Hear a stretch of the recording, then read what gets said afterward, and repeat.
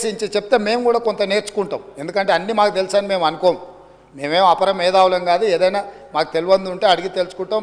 శ్రీహరి గారు లాంటి వాళ్ళు అనుభవజ్ఞులు, తుమ్మల నాగేశ్వరరావు గారు లాంటి అనుభవజ్ఞులు గతంలో ఈ శాఖలలో మంత్రులుగా బాధ్యతలు నిర్వహించిన వాళ్ళు ఉన్నారు.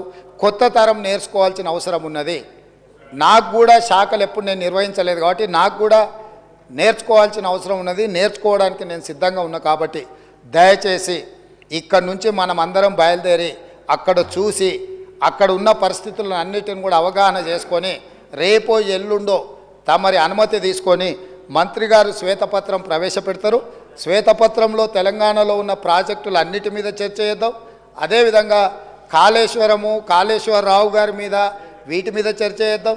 ఇది ఎవరెవరికి ఏటీఎంగా మారింది, దీని సంగతి ఏంది, దీని కథ ఏంది, దీని కమామిస్ ఏంది, ఈ సభలో చర్చించుకుందామని తెలియజేస్తూ తమరు అవకాశం ఇచ్చినందుకు ధన్యవాదాలు తెలియజేస్తూ అందరినీ రావాల్సిందిగా, ప్రత్యేకంగా అందరినీ రావాల్సిందిగా, మళ్ళీ మీరు రేపో ఎల్లుండి అనుమతి ఇచ్చినప్పుడు దీని మీద చర్చ చేయడానికి మీరు అవకాశం ఇవ్వాల్సిందిగా కోరుకుంటున్నాను అధ్యక్ష.